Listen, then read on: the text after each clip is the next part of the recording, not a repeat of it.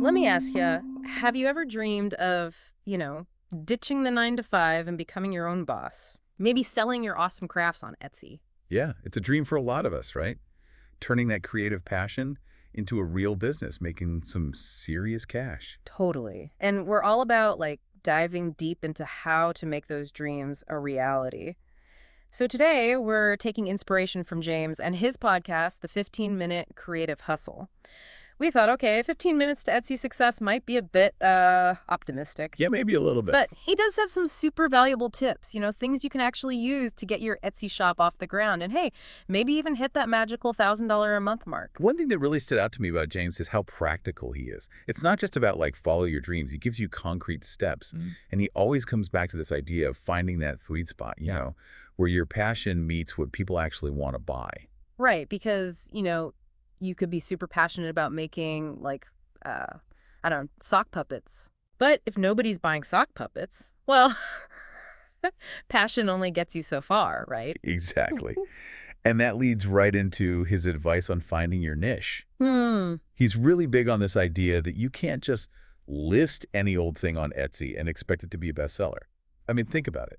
There are millions of products on Etsy. Oh, totally. It can be totally overwhelming, just scrolling through all the stuff. It's like trying to stand out in Times Square wearing a beige raincoat. Yeah. You need something unique, something that catches people's eye. And James used a great example. Jewelry. Yeah. Super saturated market, right? Tons of people selling jewelry on Etsy. Yeah, totally. But what if you focus on something specific, like, I don't know, eco-friendly jewelry made from recycled materials or, personalized pieces for weddings? Oh, yeah, I see what you mean. Suddenly you're not just another jewelry seller. You're the go-to person for brides who want eco-conscious jewelry or people who want a unique handmade gift. Exactly. You've carved out your own space. You're speaking to a specific audience. I guess I always get a little nervous about niching down too much, I worry about limiting my customer base, but I can see how being specific actually makes you stand out more.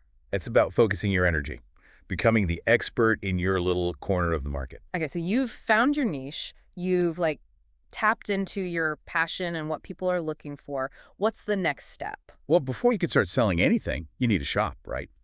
Your digital storefront. Yeah, and James really stressed that your Etsy shop is your online representation. It's got to be inviting, organized, it's got to look good, and it's got to reflect your brand. Exactly. Think of it like setting up a brick and mortar store. You wouldn't just throw some stuff on a table and call it a day, right? No way. You want people to walk in and be like, wow, I love this place. I want to spend all my money here. Exactly. So first things first, Mm-hmm. you need a shop name.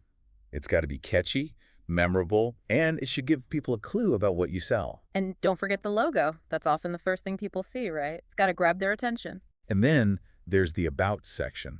This is where you can really connect with potential customers, tell your story. Yeah, this is where you can show off your personality, the heart and soul behind your products.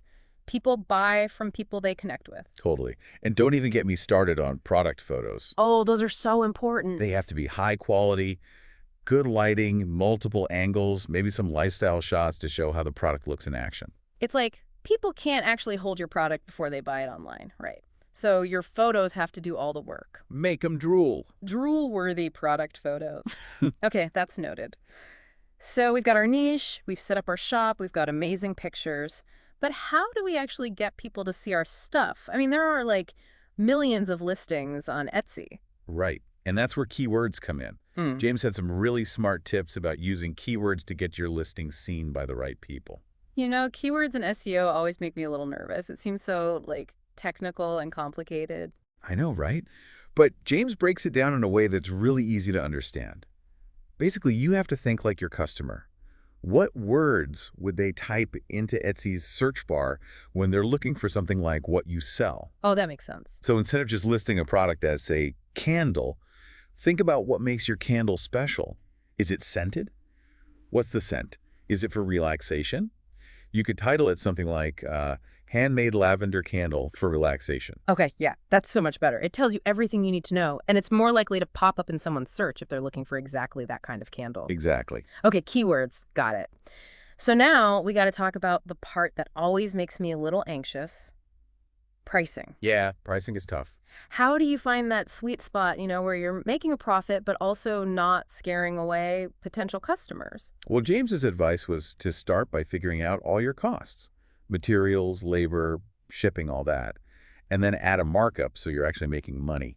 Right, because we're not just doing this for fun, we're trying to build a business. Exactly.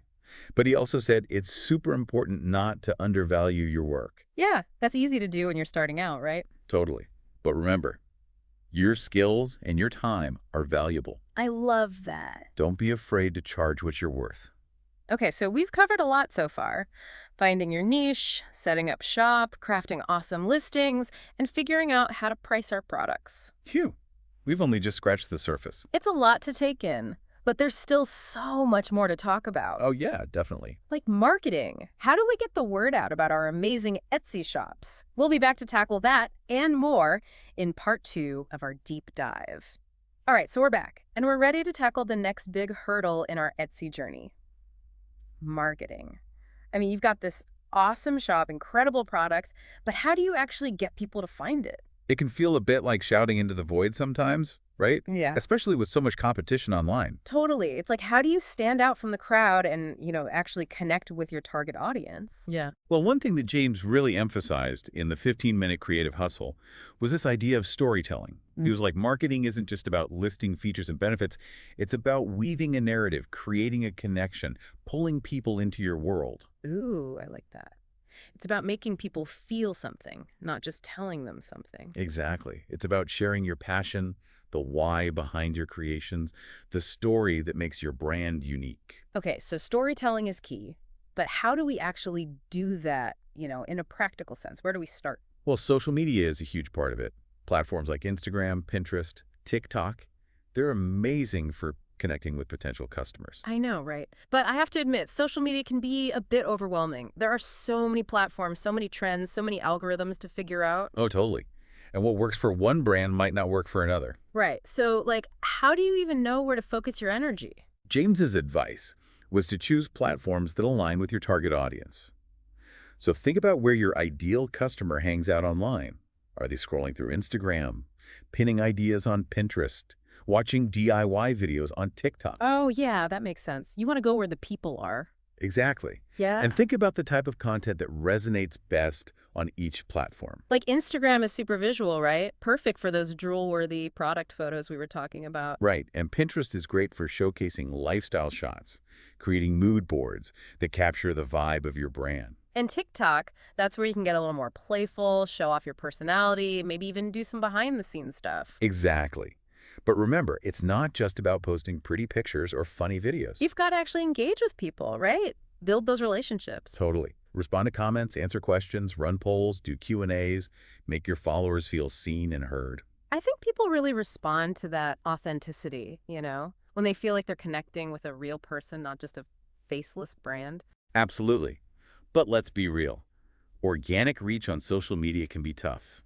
Sometimes you got to give it a little boost. You mean like paid advertising? Yep. And James actually recommends setting aside a small budget for Etsy ads, even if you're just starting out. Okay, but paid ads can be scary, especially if you're not sure what you're doing. I know, but James made a good point. He said even a small budget can make a big difference, especially when you're targeting the right keywords and crafting those ads so they really grab attention. So it's about being strategic, Yep. right? Not just throwing money at ads and hoping for the best. Exactly. Track your results, see what's working, and adjust your approach as you go. It's like a constant learning process, right? Figuring out what resonates with your audience. Okay, so we've got social media, we've got Etsy ads, but marketing isn't just about getting new customers, right? It's about keeping those customers coming back for more. Exactly.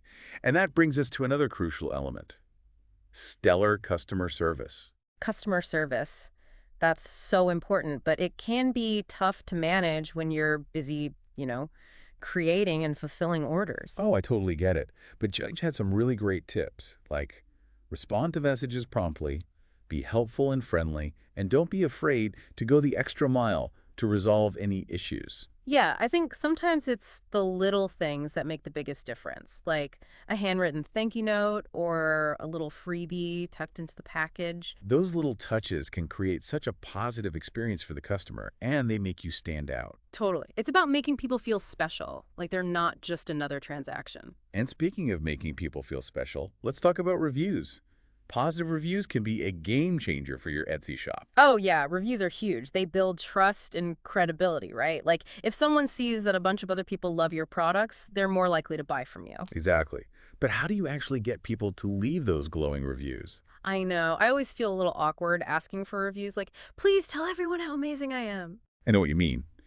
But James had a really simple suggestion. Just ask. A polite request in your order, confirmation email, or even a little handwritten note in the package. Oh, that's a good idea. Doesn't have to be pushy, just a gentle nudge. So I guess the key takeaway here is that marketing is an ongoing thing, right? It's not just a one-time thing you do when you first open your shop. It's about constantly engaging with your audience, building relationships, and making sure people have a positive experience at every touch point. It's like nurturing those customer relationships so they bloom into repeat buyers and raving fans. Exactly. All right, so we've talked about finding your niche, crafting killer listings, marketing like a pro, but now we're getting to the really exciting stuff. Scaling your Etsy business. Yeah, this is where things get serious.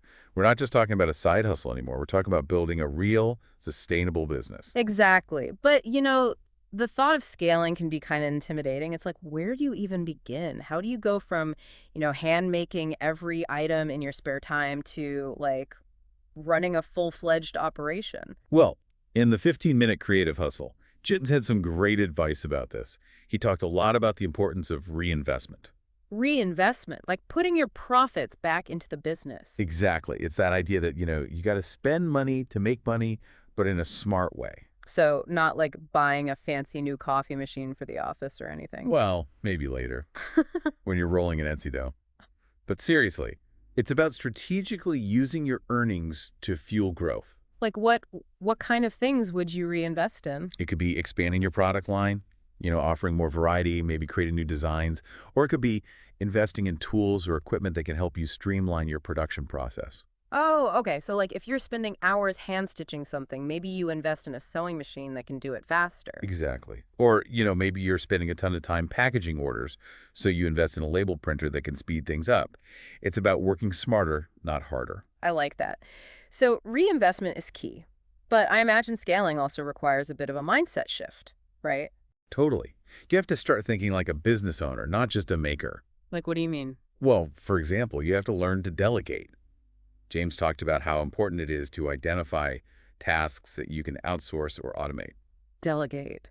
Oh, man, that's something I struggle with. I'm such a control freak. I like to do everything myself. I get it. It's hard to let go, especially when you're passionate about every detail of your business. But as you grow, you can't do it all yourself. You'll burn out. Okay, so delegating is important. What else? What are some other things to keep in mind when you're scaling? Finances. Mm. Managing your money gets even more important as your business grows. James recommended setting up a separate bank account for your Etsy business. Oh, that's a good idea. I've been kind of mixing my personal and business finances, which is probably not the best idea. Yeah, it can get messy. Having a separate account makes it much easier to track your income and expenses, and it can be a lifesaver come tax time. Okay, finances, got it. What about pricing? Does that need to change as you scale? It might. As your business grows, your costs might change too. Maybe you're buying materials in bulk now, or you're paying someone to help you with production. It's important to regularly review your pricing to make sure you're still profitable. So it's not just about setting your prices once and forgetting about it. It's an ongoing process. Exactly. You have to adjust as your business evolves. But scaling isn't just about numbers and logistics, right? It's also about maintaining that personal touch, that connection with your customers. Oh, yeah, that's so important. But how do you do that when you're, like, potentially dealing with hundreds of orders? Well, James suggested finding ways to personalize the customer experience, even as you grow. It could be as simple as addressing customers by name in emails, or offering personalized recommendations based on their past purchases. Oh, I like that. It's about using technology to enhance that personal touch, not replace it. Exactly. Or maybe you create a dedicated customer service team that can handle inquiries quickly and efficiently, but still with that friendly, personal touch. Okay, so even as you scale, Never lose sight of the customer experience. That's a great takeaway. It is, and I think that's a good place to wrap up this deep dive into James's advice. Wow, we covered a lot. From finding your niche to scaling your business, it's been a wild ride. It has, and it's clear that building a successful Etsy business takes a lot of work, but it's totally possible.